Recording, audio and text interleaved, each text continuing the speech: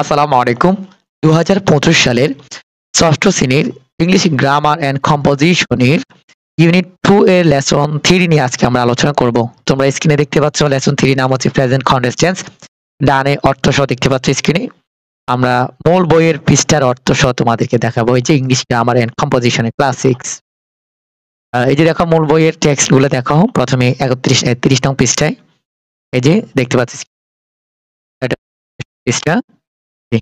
আমরা শুরু করি। এই যে লেসন 3 যারা লেসন 1 2 দেখোনি ইউনিট 2 এর তারা দেখে নিবে, প্লেলিস্টে দেওয়া আছে।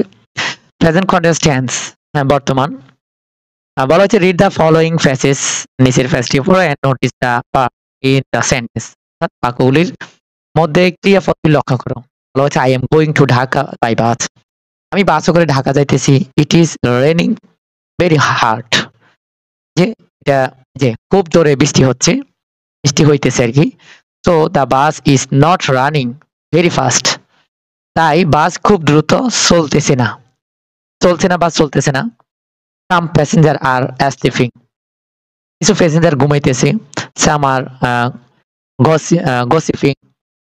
কিছু প্যাসেঞ্জার চর্চা করতেছে। Some young boys are singing. কিছু তরুণ ছেলেরা গান গাইতেছে। A baby is crying. একটা শিশু কান্না করতেছে and her mother, তার মা her mother is trying to her what am I doing? I'm watching all this.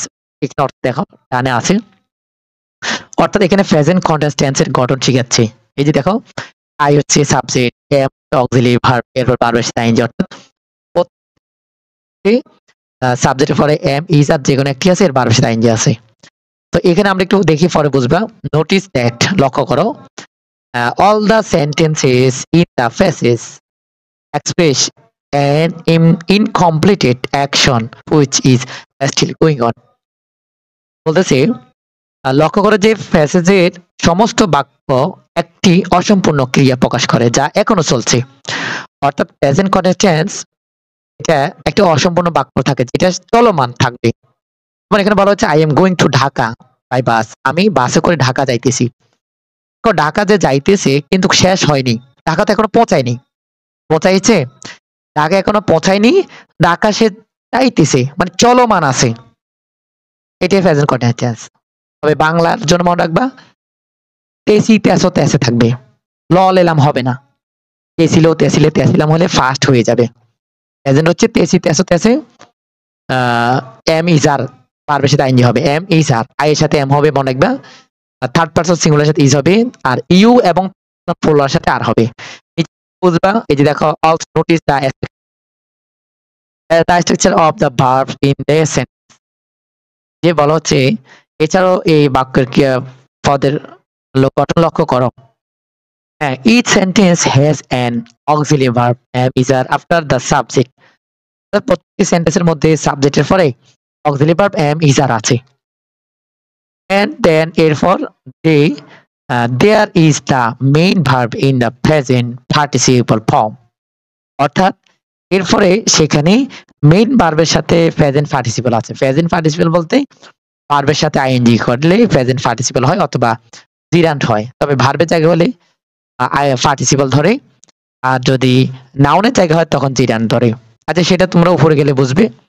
তাহলে প্রেজেন্ট পার্টিসিপল মানে ভার্বের সাথে আইএনজি হয়েছে। এইখানে নিচে দেখো গঠন আছে, এই যে verb form am is are, am অথবা ইজ অথবা আর এর সাথে মেইন ভার্বের সাথে আইএনজি। মেইন ভার্ব কি আমরা ইউনিট 1 এর লেসন গুলোতে আলোচনা করেছিলাম। যারা দেখে নিবে। সেখানে যেমন do, did, done, go, went, gone. Go অর্থ যাওয়া, হ্যাঁ, ওয়েন্ট অর্থ গেল। তো গো, ওয়েন্ট, গান এই প্রথমটা হচ্ছে মেইন ভার্ব। যেমন ইট অর্থ খাওয়া, এটা হচ্ছে মেইন।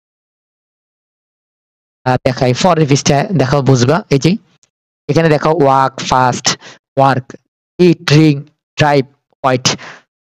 এই যেমন ওয়াক অর্থ হাঁটা, ওয়ার্ক অর্থ কাজ করা, ইট অর্থ খাওয়া, ড্রিঙ্ক অর্থ ফান করা, ড্রাইভ অর্থ চালানো, ওয়াইট অর্থ অপেক্ষা করা। আমরা একটু পরে পৃষ্ঠাটা পড়বো, হচ্ছে তোমাদের মূল বইয়ের। তো এখানে দেখো তাহলে ওই যে এই ওয়ার্ক আছে, আমরা একটু আগে দেখেছি ওয়ার্ক, ড্রাইভ, ইট, হ্যাঁ, এগুলোর সাথে আইএনজি হবে। Present continuous tense. তাহলে আমরা কি বুঝলাম? প্রেজেন্ট কন্টিনিউয়াস টেন্স হচ্ছে সাবজেক্টের পরে এম বা ইজ অথবা অথবা আর এখানে একটা হবে এর সাথে কোনো একটা হয়ে বারবার সাথে আইনজি হবে। এরপর দেখি রিড দ্য ফলোইং কনভারসেশন। নিচের কথোপকথনটি পড়ো and say what time the verbs in it refer to. বলা হচ্ছে বলো এতে ক্রিয়াপদগুলো কোন সময়কে নির্দেশ করে। যেমন দেখো, what are you doing this evening, তুমি কি করতেছো এই সন্ধ্যায়, তুমি কি করতেছো এই সন্ধ্যায়। তাহলে এই এখানে আর আছে দেখো, এম ইজ আর যে কোনো একটি থাকবে, তাহলে ইউ হলে আর হবে। তোমরা মুখস্থ রাখো, আই এর সাথে এম হয়, আই এর সাথে কি হয়, এই দেখো আই এর সাথে am. I am going shopping, আমি শপিং করতেছি। তাহলে ও মিম বললো তুমি এই সন্ধ্যায় কি করতেছো, শান্তা বললো আই এম গোয়িং শপিং, আমি শপিং করতেছি। তাহলে এখানে আই এর সাথে কি বসেছে এম, আর ইউর সাথে আর বসে ইউর সাথে এবং থার্ড পারসন ফোরাল নাম্বারের সাথে। থার্ড পারসন ফোরাল নাম্বার কি সেটা তোমরা উপরে গেলে বুঝবে। আর আমরা আগের পর্বগুলোতে আলোচনা করেছিলাম, তোমাদের ইউনিট 1 এর ছিল, যারা দেখোনি প্লেলিস্টে গিয়ে দেখে নিবে। এরপর দেখো, are you playing badminton tomorrow, তুমি কি আগামীকাল ব্যাডমিন্টন খেলতেছিলে। এই যে এটা কিন্তু খেলতেছিলে, এটা কিন্তু ফার্স্ট কন্টিনিউয়াস, হ্যাঁ এটা কিন্তু আবার প্রেজেন্ট না। তো এখন বলো ইয়েস হ্যাঁ না টুমরো, তো এখন বললো আই এম, না এটা প্রেজেন্ট কন্টিনিউয়াস টেন্স, সরি।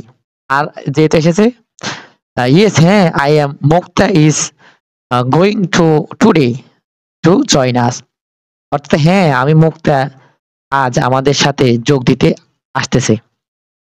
তো what time is she arriving, এই তো সে কখন আসবে, হ্যাঁ সে কয়টায় আসতেছে।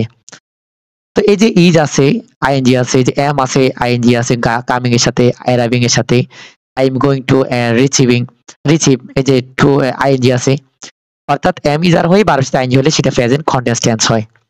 তো আশা করি বুঝতে পেরেছি। এরপর দেখো, in this sentence it is seen that the present continuous tense is also used to indicate a definite future action. অর্থাৎ এই বাক্যগুলোতে দেখা যায় যে বর্তমান অবিচ্ছিন্ন কালও একটি নির্দিষ্ট ভবিষ্যৎ ক্রিয়া নির্দেশ করতে ব্যবহৃত হয়। অর্থাৎ এখানে ভবিষ্যতের কথাও কিন্তু বোঝা যায়। কিন্তু এম ইজ আর দেখবে, তুমি দেখবে সাবজেক্টের পরে এম অথবা ইজ অথবা আর হয়ে বারবার সাথে আইএনজি হয়েছে কিনা। আসে এরপরে আমরা যদি এই 31 নম্বর পৃষ্ঠা দেখে বলা হচ্ছে look at the following picture and say who is doing what. দেখো বলছে নিচের ছবিগুলো দেখো এবং